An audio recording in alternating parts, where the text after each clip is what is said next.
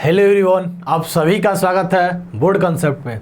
आज के इस वीडियो में हम लोग बात करने वाले हैं क्लास 12th केमिस्ट्री के बहुत ही ज़्यादा इंपॉर्टेंट क्वेश्चन की, जो आपके एग्जाम में कई तरीके से पूछा जाता है।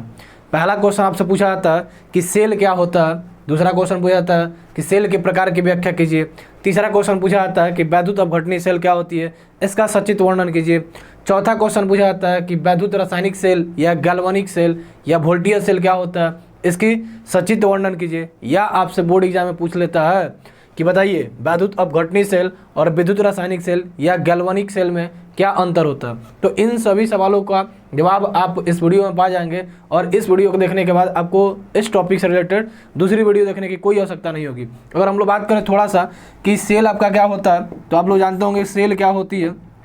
सेल क्या होता है भाई, सेल क्या था, तो सेल के बारे में आप लोग जानते हैं कि सेल एक ऐसी युक्ति थी, सेल एक ऐसी युक्ति होती है या एक सेल ऐसी प्रकार की युक्ति होती है जिसके द्वारा हम क्या करते हैं, विद्युत ऊर्जा को रासायनिक ऊर्जा में और रासायनिक ऊर्जा को वैद्युत ऊर्जा में क्या करते हैं, परिवर्तित करते हैं। अभी आप जिस मोबाइल से, लैपटॉप से या जिस कंप्यूटर से आप हमारी वीडियो देख रहे होंगे तो उसमें बैटरी लगी होगी। वो बैटरी क्या होती है, उसमें हमारे पास बैटरी के अंदर केमिकल ऊर्जा होती है। जब यूज करते हैं तो रासायनिक ऊर्जा में परिवर्तित होती है, इलेक्ट्रिकल एनर्जी के रूप में परिवर्तित होती है। और जब वो ख़त्म हो जाती है तो हम उसे क्या करते हैं, चार्ज करते हैं। और जब चार्ज करते हैं तो उससे वैद्युत ऊर्जा फिर कहाँ आती है, रासायनिक ऊर्जा में। मतलब सेल या बैटरी जो होती है इसके द्वारा हम लोग करते क्या है, विद्युत ऊर्जा को रासायनिक ऊर्जा में, रासायनिक ऊर्जा को विद्युत ऊर्जा में परिवर्तित करते हैं। ठीक। और जैसे आपके घर पे इन्वर्टर भी होगा तो इन्वर्टर का यही काम होता है। जब तक आपके पास लाइट नहीं होता तो जो बैटरी के अंदर रासायनिक ऊर्जा होती है विद्युत ऊर्जा में परिवर्तित होती है, जिससे आप विद्युत ऊर्जा के रूप में उसको उपयोग करते हैं। लाइट जब आ जाती है तो आप विद्युत ऊर्जा को फिर चार्ज करके, इन्वर्टर की बैटरी को चार्ज करके रासायनिक ऊर्जा में परिपूर्ण कर देते हैं, जिसके वजह से आप क्या करते हैं, उसका यूज करते हैं। तो सेल भी क्या होती है, एक ऐसी युक्ति होती है जो विद्युत ऊर्जा को रासायनिक ऊर्जा में और रासायनिक ऊर्जा को विद्युत ऊर्जा में परिवर्तित करती है। अब उपयोग के आधार पर आप जानते होंगे सेल कितने प्रकार के होते हैं, दो प्रकार के होते हैं, एक प्राथमिक सेल और एक द्वितीयक सेल। जिसका हम लोग बार बार यूज करते हैं उसे द्वितीयक सेल कहते हैं। जिसका एक बार यूज किया जाता है और यूज करके फेंक दिया जाता है या जिसको हम लोग चार्ज नहीं कर सकते उसे प्राथमिक सेल कहा जाता है। जिसका हम लोग बार बार यूज करते हैं और बार बार यूज करने के साथ साथ उसको हम लोग चार्ज भी कर सकते हैं, उसे द्वितीयक सेल कहा जाता है। ठीक। और ये उपयोग के आधार पर सेल के प्रकार होते हैं, प्राथमिक सेल और द्वितीयक सेल। प्राथमिक सेल में आपका सूक्ष्म सेल जितने होते हैं वो सबके सब आ जाएंगे। द्वितीयक सेल में आपकी स्मार्ट वॉच देख सकते हैं, इसके सेल हो सकते हैं। आपके पास मोबाइल की जो बैटरी हो सकती है उसके सेल भी हो सकते हैं या बैटरी हो सकती है। चलिए अब हम थोड़ा बात करते हैं, जो सेल होते हैं वो दो प्रकार के होते हैं। ठीक। एक होता है आपका वैद्युत अपघटनी सेल और दूसरा होता है विद्युत रासायनिक सेल, या इसी का दूसरा नाम होता है गैल्वेनिक सेल, या इसी का तीसरा नाम होता है वोल्टेज सेल। वोल्टा नामक साइंटिस्ट ने इसकी खोज की थी, इसके लिए इसका नाम क्या पड़ गया बाबू, इसके लिए इसका नाम पड़ गया वोल्टेज सेल। तो ये क्या होते हैं, देखिए सिंपल, वैद्युत अपघटनी सेल क्या होता है, तो हम आपको सेल की परिभाषा में बताएं कि ऐसा युक्ति जो विद्युत ऊर्जा को रासायनिक ऊर्जा में और रासायनिक ऊर्जा को किस में बदल दे, विद्युत ऊर्जा में परिवर्तित कर दे, उसे हम क्या बोलते हैं, सेल कहते हैं। तो जो आपका वैद्युत अपघटनी सेल होता है ये क्या करता है, ये आपकी विद्युत ऊर्जा को किस में परिवर्तित करता है, रासायनिक ऊर्जा में। विद्युत ऊर्जा को कहाँ परिवर्तित करता है, रासायनिक ऊर्जा में। मतलब ऐसा सेल जो विद्युत ऊर्जा को रासायनिक ऊर्जा में परिवर्तित करता है उसे वैद्युत अपघटनी सेल कहते हैं। ठीक। जस्ट इसके उल्टा, ऐसा सेल जो रासायनिक ऊर्जा को वैद्युत ऊर्जा में परिवर्तित करता है, ऐसा सेल जो रासायनिक ऊर्जा को किस में परिवर्तित करता है, वैद्युत ऊर्जा में परिवर्तित करता है, वैद्युत ऊर्जा में परिवर्तित करता है, तो उस सेल को हम क्या कहते हैं, उस सेल को हम लोग क्या कहते हैं, उस सेल को वैद्युत रासायनिक सेल या गैल्वेनिक सेल कहते हैं। अब आपके बोर्ड एग्जाम में बार बार 5 अंक का एक क्वेश्चन पूछा जाता है कि बताइए इन दोनों में अंतर क्या होता है, इन दोनों में अंतर क्या होता है। तो इन दोनों में जब आपको अंतर बताना हो तो आपके सामने दोनों के डायग्राम है, इन डायग्राम को बढ़िया से अगर समझ जाएंगे तो आप आसानी से इनके बीच का अंतर लिख पाएंगे। थोड़ा डायग्राम को समझने का कोशिश करिए। देखिए जो आपके पास विद्युत अपघटनी या वैद्युत अपघटनी सेल होता है उसमें हम क्या करते हैं, एक पात्र लेते हैं और इसमें दो धातु की छड़ों को इलेक्ट्रोड के रूप में रख देते हैं। ठीक। और दोनों धातु की छड़ों को एक बैटरी से जोड़ते हैं। बैटरी के धन सिरे से जुड़े हुए छड़ को एनोड कहते हैं और बैटरी के ऋण सिरे से जुड़े हुए छड़ को क्या बोलते हैं, हम लोग कैथोड कहते हैं। ठीक। और इसके अंदर एक वैद्युत अपघट्य रख देते हैं। और वैद्युत अपघट्य क्या होता था, तो जो आयंस के रूप में टूट जाता था उसी को हम लोग क्या बोलते थे, वैद्युत अपघट्य या इलेक्ट्रोलाइट बोलते थे। ठीक, तो यहाँ पे आयंस के रूप में, यहाँ वैद्युत अपघट्य के रूप में NaCl ले लीजिए, KCl ले लीजिए, KNO3 ले लीजिए, NH4Cl ले लीजिए, आपका मन जो वो आप यूज कर सकते हैं। और इसमें क्या होगा, टूट जाएगा।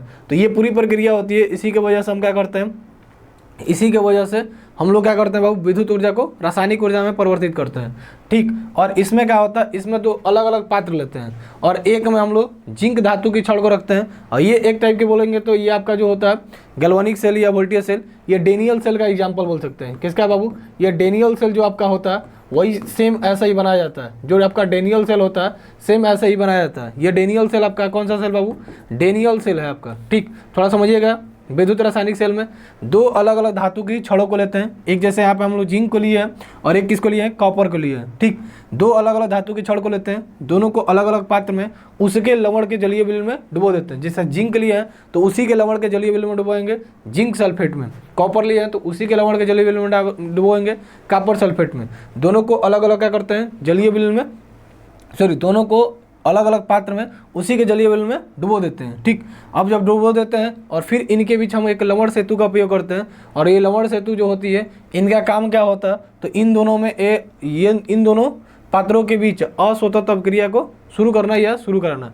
फिर दोनों को वोल्ट मीटर से जोड़ दिया जाता है, जिससे जो विद्युत ऊर्जा उत्पन्न हो वो हमको पता चल जाए कि कितनी उत्पन्न हुई है, क्या है। वोल्ट मीटर या मीटर कुछ भी यूज कर सकते हैं, या ज़्यादातर वोल्ट मीटर का यूज किया जाता है। यहाँ समझेंगे जो हमारा इधर वाला छड़ होता है उस पर ऑक्सीकरण की प्रक्रिया होती है।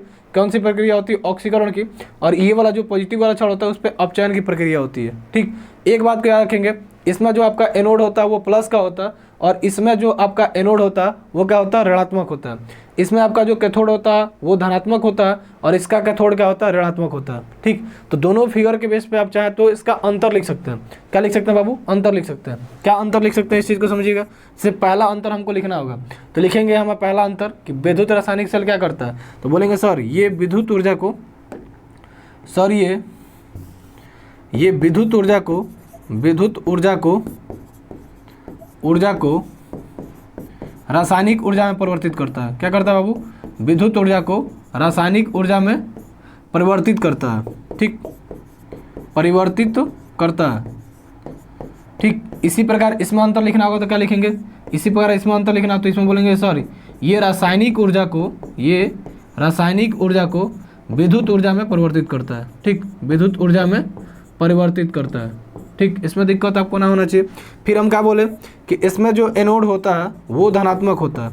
एनोड क्या होता है बाबू, धनात्मक होता है, तथा जो आपका कैथोड होता है, क्या बाबू, जो आपका कैथोड होता है वो क्या होता है, आपका ऋणात्मक होता है। क्या होता है बाबू, ऋणात्मक होता है। ठीक, लेकिन इसमें अगर हम लोग बात करेंगे तो इसमें क्या होता है कि इसमें आपका जो एनोड होता है, इसमें जो आपका एनोड होता है वो ऋणात्मक होता है। क्या होता है, ऋणात्मक होता है।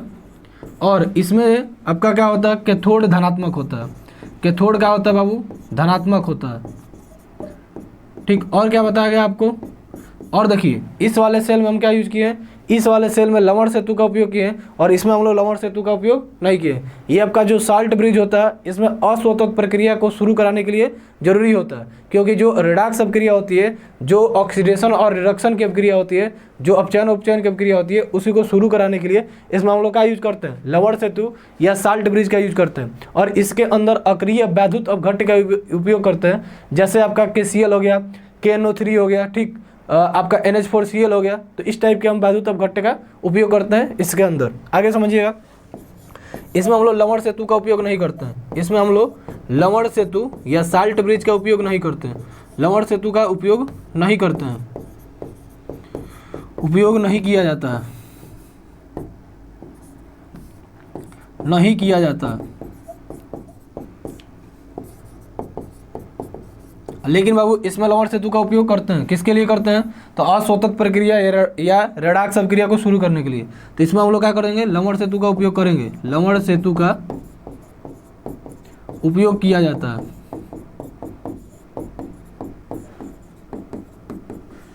ठीक, और अगर आगे देखेंगे तो और भी अंतर हो सकते हैं। जैसे देखिए और भी अंतर इनके बीच हो सकता है। क्या अंतर हो सकता है, और भी अंतर हो सकता है। और की अगर हम बात करें तो देखिए इसमें हम एक ही पात्र में 2 इलेक्ट्रोड को रखे हैं, इसमें अलग अलग पात्र में अलग अलग धातु या अलग अलग इलेक्ट्रोडों को रखे हैं। तो वैद्युत अपघटनी में हम क्या करते हैं, एक ही पात्र में या एक ही पात्र बोल सकते हैं या एक ही वैद्युत अपघट्य में, एक ही पात्र या एक ही वैद्युत अपघट्य में दोनों इलेक्ट्रोडों को रखा जाता है, दोनों इलेक्ट्रोडों को रखा जाता है,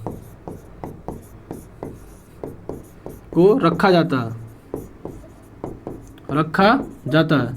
लेकिन बाबू इसमें अगर हम लोग बात करें तो इसमें हम क्या करते हैं, अलग अलग पात्र में या अलग अलग वैद्युत अपघट्य में दोनों को रखते हैं। ठीक, इसमें हम लोग अलग अलग पात्रों में या वैद्युत अपघट्य में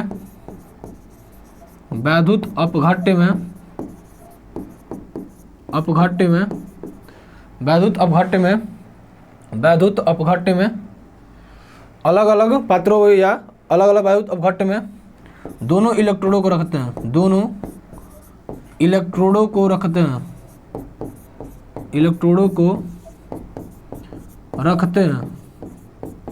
ठीक, दोनों इलेक्ट्रोडों को रखते हैं। आगे और बात किया जाए तो देखिएगा थोड़ा ध्यान से, इसमें आप देख रहे हैं क्या, इसमें आप देख रहे हैं कि इसमें वोल्ट मीटर का कहीं यूज नहीं किया गया, इसमें हम वोल्ट मीटर का यूज किए हैं। तो ये भी आप लिख सकते हैं कि इसमें वोल्ट मीटर की आवश्यकता नहीं होती है, इसमें वोल्ट मीटर की आवश्यकता नहीं होती है, वोल्ट मीटर की आवश्यकता नहीं होती है, जबकि इसमें होती है। ठीक, और क्या बोल सकते हैं, आप देख रहे हैं कि इसमें हम लोग क्या कर रहे हैं, इसको बैटरी से जोड़े हुए हैं, मतलब इसको बाहर से विद्युत ऊर्जा दी जा रही है या विद्युत धारा दी जा रही है, लेकिन ऐसा इसमें नहीं होता। तो इसमें लिखेंगे इसमें बैटरी की आवश्यकता होती है। और क्या लिख सकते हैं, इसमें बैटरी की आवश्यकता होती है। किसकी आवश्यकता होती है बाबू, बैटरी की आवश्यकता होती है, लेकिन इसमें हमारी बैटरी की कोई आवश्यकता नहीं होती है। तो आप आसानी से इन दोनों के बीच अंतर बता सकते हैं। इन दोनों के बारे में अगर आपके एग्जाम में पूछ लेता है, 5 अंक का पूछा जाएगा। क्या पूछा जाएगा, विद्युत रासायनिक सेल या गैल्वेनिक सेल या वोल्टेज सेल का सचित्र वर्णन कीजिए। तो आप इस चित्र को बनाएंगे और चित्र में जितनी चीज़ें हैं उन सभी के बारे में डिटेल से लिख देंगे कि ये सेल आपका रासायनिक ऊर्जा को विद्युत ऊर्जा में परिवर्तित करता है, या ये सेल जो होता है इस सेल में एनोड ऋणात्मक और कैथोड धनात्मक होता है।